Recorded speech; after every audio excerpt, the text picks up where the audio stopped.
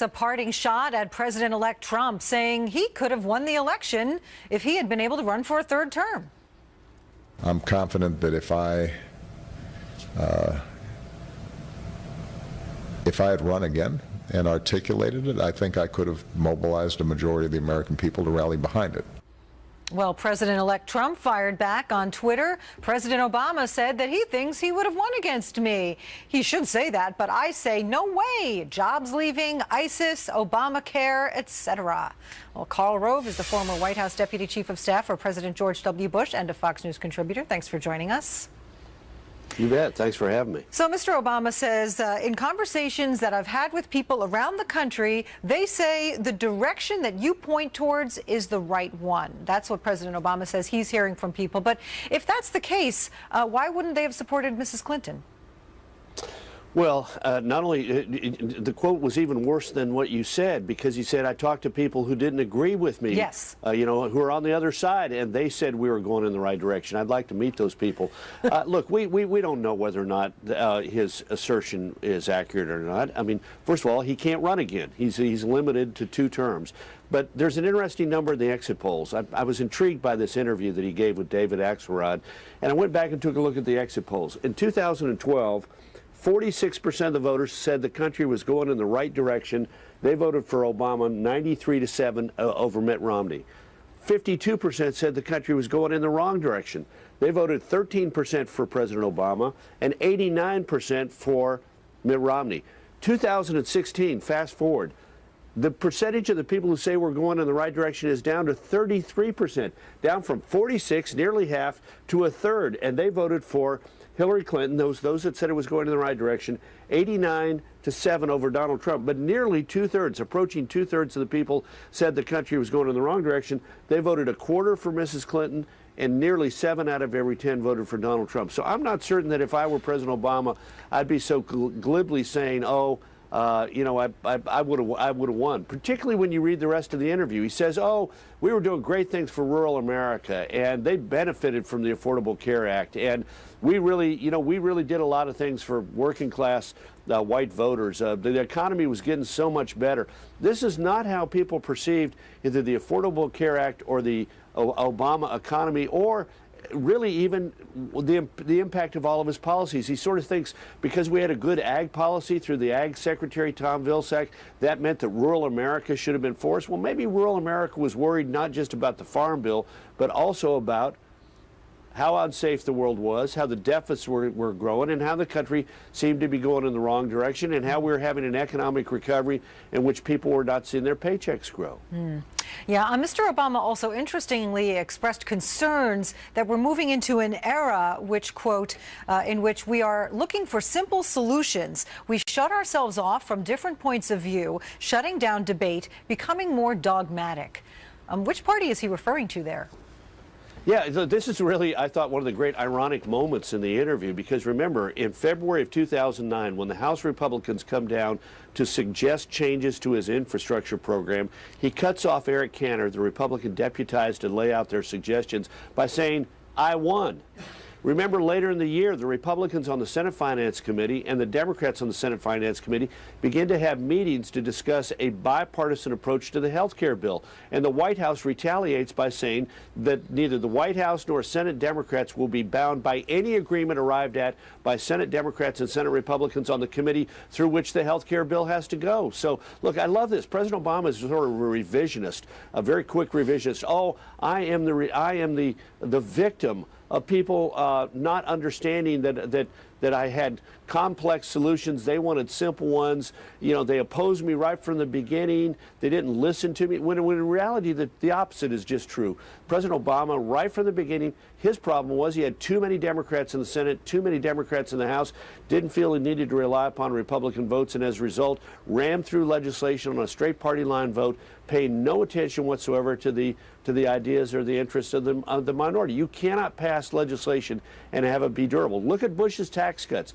Came into office, far more contentious election in 2000, and yet in 2001, June of 2001, passed his tax cuts with a quarter of the Democrats in the Senate voting for it, and 10 years later, virtually 98% of the Bush tax cuts are validated with President Obama in office. Right. That's what bipartisanship allows you to do. President Obama governed in a highly partisan, negative fashion, and now is trying to sort of look back and say, well, I was the guy who was trying to get it done in a bipartisan way. All right, Karl Rove, thank you so much. You bet. Well, President Obama today will tour the Pearl Harbor Memorial together with the Japanese Prime Minister. How this historic meeting marks a turning point in the relationship between the two nations. We will have a live report on this from Hawaii. And new developments in that manhunt for 6 inmates who escaped from a county jail through the toilet. It's kind of ingenious at taking the commode out and going through the sewer, as you'd say. Yeah, I've had it on my mind all day. Tennessee authorities have recaptured 5 of 6 inmates after they escaped on Christmas by removing a toilet from the wall. The sheriff says that wall was weakened by recent repairs. So once the toilet was out of the way, they were able to break through. They was able to kick out some concrete that was easily broken, along with some plumbing and some other things, and they kicked open a steel box unit that was covering the outside of the access. The final inmate still on the lam is 54-year-old David Frazier, who is considered dangerous. Officials say they're doing everything possible to recapture him. President Obama meeting today with Japanese Prime Minister Shinzo Abe. The two leaders will tour the memorial that sits above the sunken USS Arizona in Pearl Harbor. The visit follows President Obama's historic visit to Hiroshima earlier this year. The parallel visits marking a milestone in the relationship between our country and Japan. Kevin Cork is traveling with the president in Hawaii and joins us live now from sacred Pearl Harbor. Hi, Kevin. Yes, indeed, Eric. You're right. Sacred ground, a day of reflection and reconciliation, as I think you aptly point out, as the two leaders will meet here today at the USS Arizona Memorial, marking the occasion, 75 years since that fateful day at Pearl Harbor and the attacks that propelled the U.S. into World War II in the Pacific. We mentioned the memorial here. It is really quite a sight. If you haven't had a chance to come visit, it is a powerful reminder of man's inhumanity to man. Of course, the USS Arizona fell by the brutal attack that fateful morning that cost the lives of so many. It was December 7th, 1941, as President Roosevelt powerfully said, a date which will live in infamy, a day also marked by the sacrifice and heroism and loss of so many Americans. The visit by Abe, the back end actually of an earlier exchange at Hiroshima, as you said, when President Obama marked the end of the war and the lingering effects of the first atomic bomb blast there. I was there for that trip, a powerful visit indeed. As for the Japanese Prime Minister, well, this visit is as much about the past as it is the future between our two countries, and it's a promising one, says America's top diplomat to Japan. I think the alliance is so strong and it has so much bipartisan support. I think President Trump, I think that he'll recognize that. A joint news conference is set to come our way a little bit later today. It'll be very interesting to hear what the two leaders have to say about the future of our relations as we prepare for a new president, Eric. And of course, we'll be here and have all the details for you. But for now, back to you. All right, Kevin. And we're told the Prime Minister will not be apologizing, but it certainly is seems to be some type of milestone. Thank you. Patty Ann? Well, Eric, Iran is now thumbing its nose at American businesses. Tehran threatening to renege on a deal with Boeing, saying it will only pay half price. We'll have details on that coming up. And you know, the tensions have been growing between the U.S. and Israel after that UN resolution against the Jewish state. Why Israel says the White House is behind the whole thing. First, though, here's Charles Krautheimer. Does anybody think that Venezuela and New Zealand spent nights slaving over the wording of this resolution? They were the ones who introduced it. Of course not. This was a U.S. operation all the way.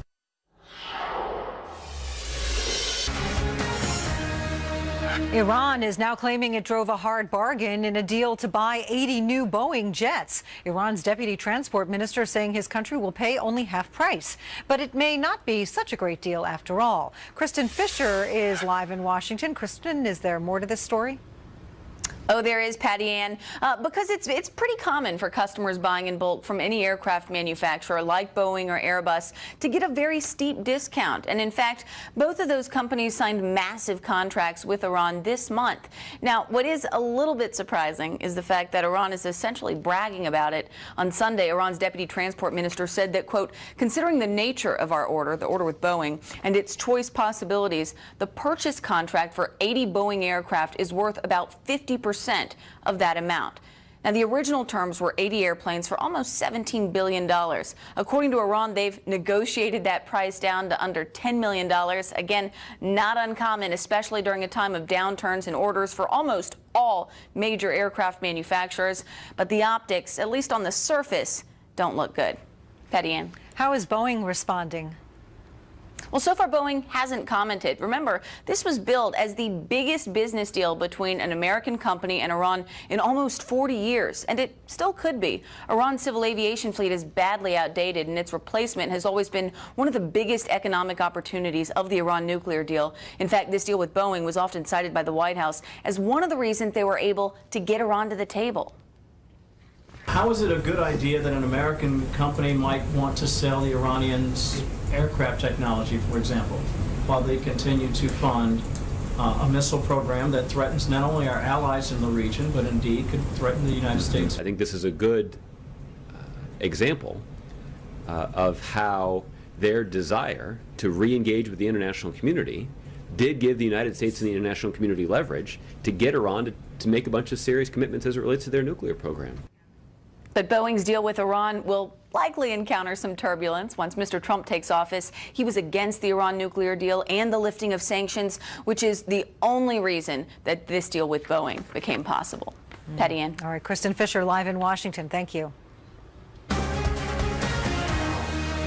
Well, Israeli Prime Minister Benjamin Netanyahu not backing down after blaming the United States for that controversial United Nations Security Council resolution condemning the continued construction of Israeli settlements in the West Bank and East Jerusalem. This, despite the White House denying responsibility. A syndicated columnist and Fox News contributor Charles Krautheimer had this view.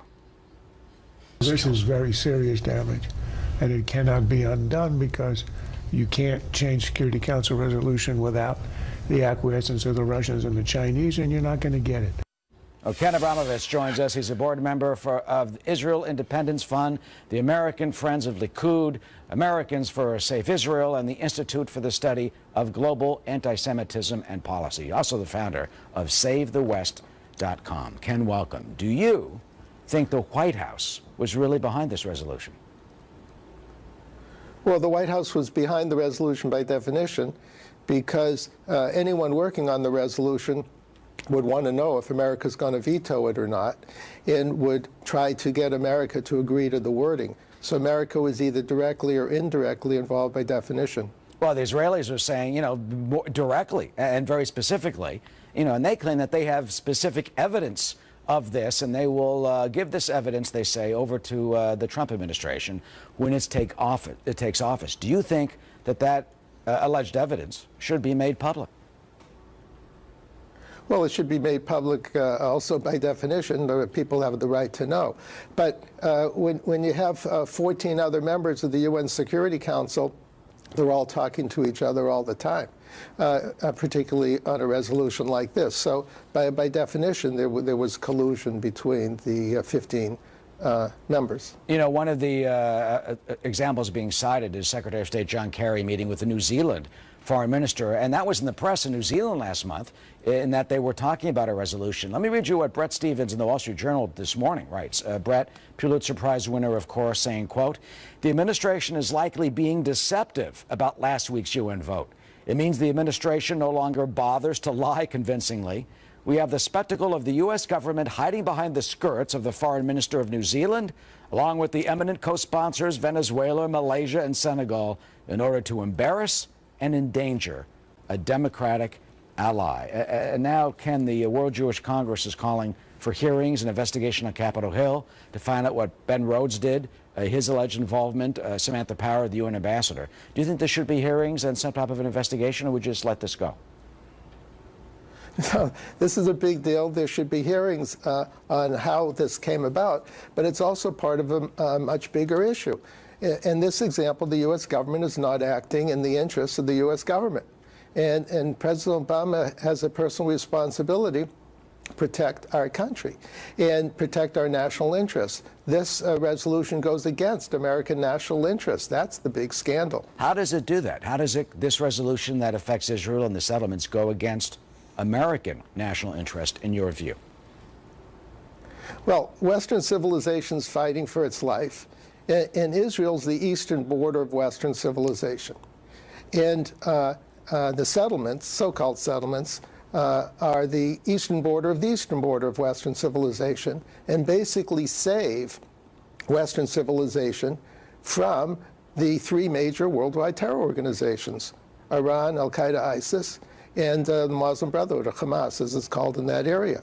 So Israel's doing everybody a big favor by defending them from these terror organizations. Israel also defends Christians, Jews, and Muslims in Judea and Samaria, in Israel, and actually protects the so-called Palestinian Arabs.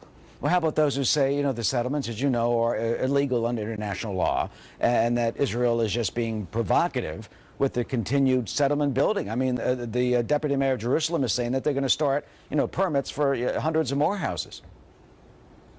Right. All of those criticisms are just a false narrative.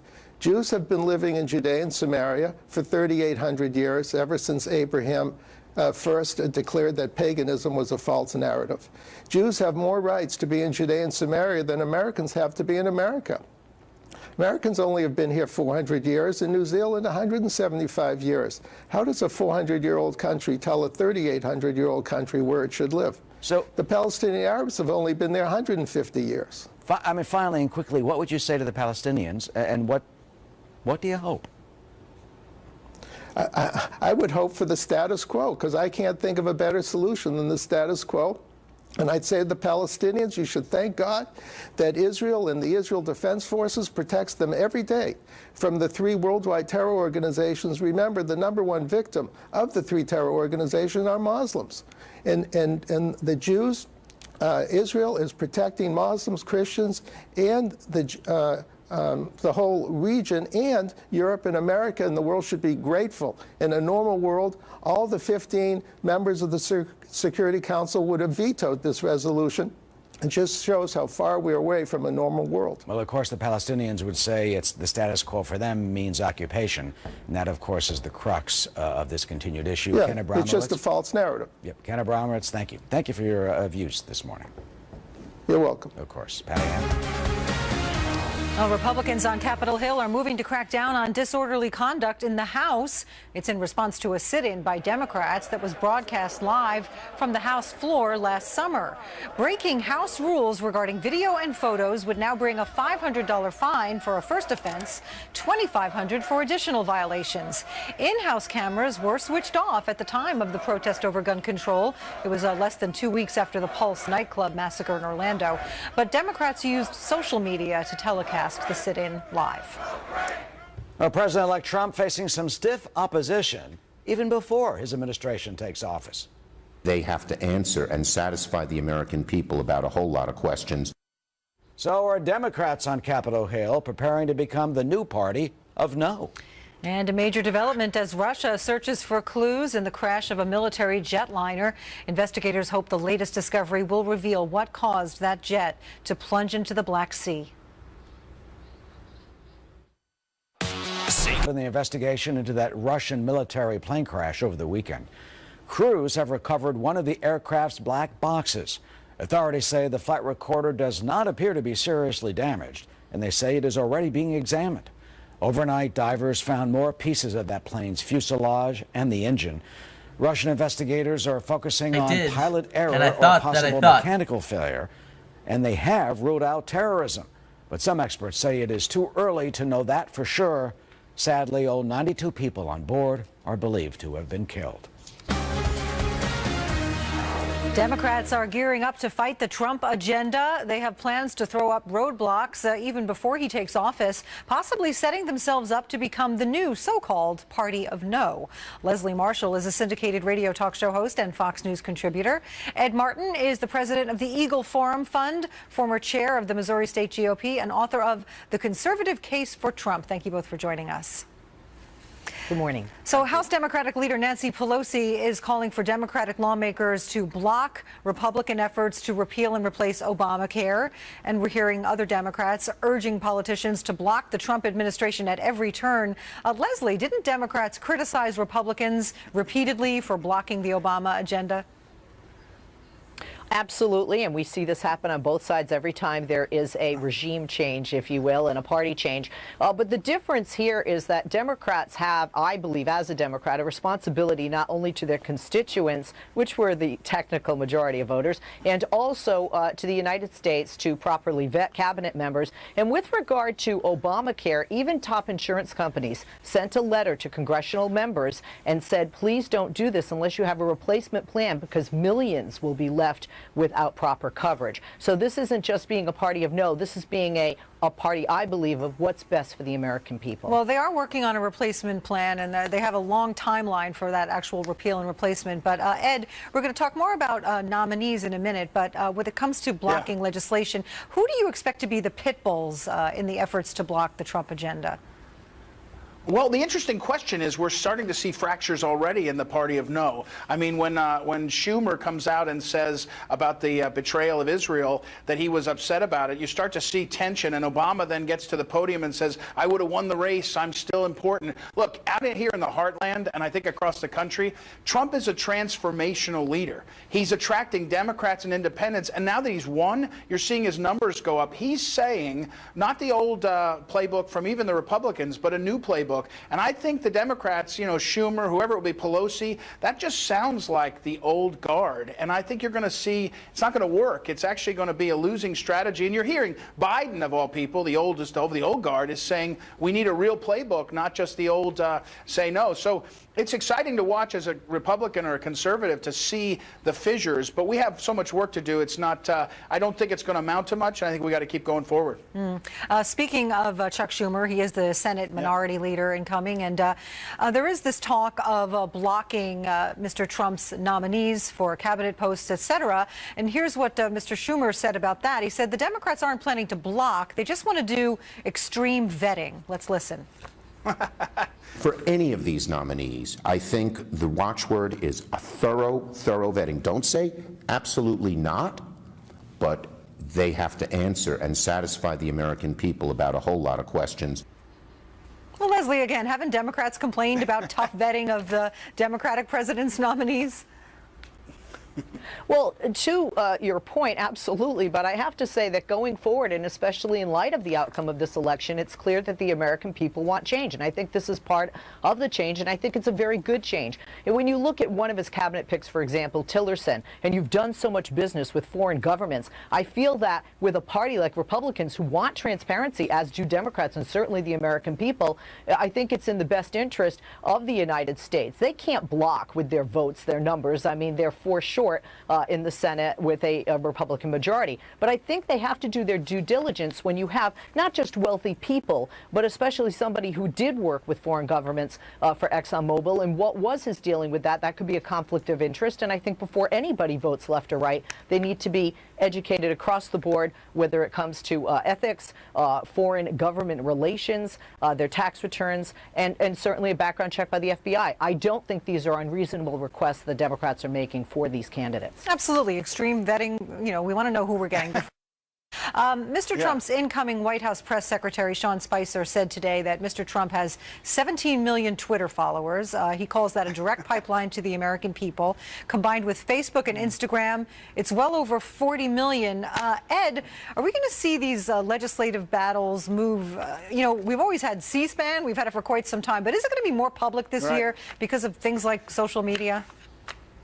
I don't think there's any doubt that everything about the government is going to be more public. I mean, Donald Trump, again, transformational candidate, transformational leader. He's going to use Twitter as a call and response. He's going to put out what he thinks, and he's going to react to the responses. I think this is actually incredibly exciting because people are going to get a say in real time. For example, last week when he talked about the nuclear arms question, he put out a strong statement. The reaction around the world framed the debate, and it framed the debate the way we want it, which is America wants to always be militarily superior to the other side. So look, when it comes to confirmations, I think you're right. Let's have transparency. All these candidates are going to go through a Senate, and it's going to be great. We're going to see what their background is. Some of them may have problems. But here's the news the public needs to know. Math is still math. It's 52-48 and plus Mike Pence. So if Harry Reid gutted the filibuster a few years ago on judges and everything else, and we're going to see the Republicans are going to say, hey, give this guy his administration and let's judge him on how he does it, I think Americans will be excited about that. It'll work out well.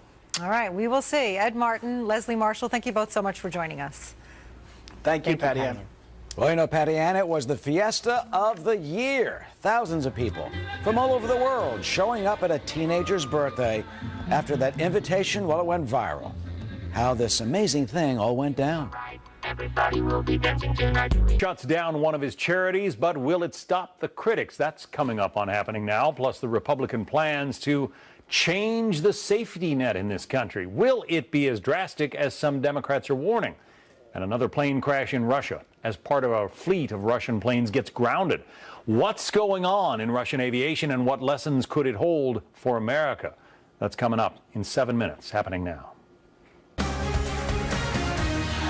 President-elect Trump has an ambitious action plan for his first 100 days in office. On that to-do list, affordable child care and elder care legislation. Alicia Acuna joins us live from Denver, and some experts are saying that this plan could come with a hefty price tag, right? Up to $1 trillion over 10 years, Patty Ann. That's according to the Tax Foundation, which is nonpartisan. President-elect Trump says our federal tax policies need to come in line with the realities of today's families. So for child care, for instance, he wants mothers who don't already get paid leave from employers to receive 6 weeks guaranteed maternity leave. Parents will be offered dependent care savings accounts that roll over year to year. Those under a certain income ceiling could deduct child care expenses up to a certain amount. This includes stay-at-home parents. And for low-income families, the government would provide rebates through the Earned Income Tax Credit. Now, in Nevada, which ranks 47th for child well-being, according to researchers at University of Nevada, Las Vegas, single mom Sarah O'Grady says she's hopeful for possible changes, but right now she gets help from family and friends while on a wait list for assisted child care and considering a second job. I already feel like I don't see my kids enough, but I mean, it's coming down to being able to afford what they need, and, I can't be greedy with my time if I need to make sure that they're okay and taken care of. In Nevada and many other states, Patty Ann, sending your kid to child care is more expensive than sending them to college. Patty Ann? Yeah, and it's not just child care, it's elder care as well. That's right, seemingly insurmountable costs, which Trump says he wants to address. So for elder care, he wants dependent care savings accounts as well, and is proposing a pre-tax deduction limited to $5,000 per year. Karen Brown, seen here with her mom, left a lucrative career to care for her aging relatives. Her mother's substantial nest egg was busted by the round-the-clock care after a stroke. We do have the Medicaid program, which helps really sort of the poorest of the poor. There's a huge gap of the people who are beyond the poorest of the poor to those people who are considered wealthy that have no resource whatsoever. And even with money, quality caregivers for the elderly, Patty Ann, are pretty hard to come by. Patty Ann. Yeah. All right, Alicia Acuna, thanks. Well, Republicans have a massive plan, they say, to overhaul the tax code. So how would it really work under the Trump administration? So get this, an estimated 10,000 people showed up for a Mexican teen's 15th birthday near Mexico City after her father's invitation went viral. This was the scene at Ruby Ibarra's quinceañera. It's a sweet 15 teen party of sorts, and it turned into the party of the year after a local photographer posted a video of her dad inviting everyone on Facebook. It ended up on YouTube. There were musical tributes, jokes, even company sponsorships. A Mexican airline even offered a discount on flights there with the slogan, "Are you going to Ruby's party?" Ruby appeared to be overwhelmed at times, but boy, did she look beautiful in her fuchsia dress and tiara. Happy birthday to Ruby. Oh, Ruby, happy birthday. 10,000 people. That's unbelievable. That sounds like a parent's nightmare to have an invitation go that Yes, far. when you have a teenage daughter, exactly. Yeah. Well, looks like they had fun, so. You're back again tomorrow. Yes, I am. Sorry you won't be here, but it's good to have you. Great to see you, and great to see everyone at home as well. I'll be back tomorrow, but now, Happening Now starts now.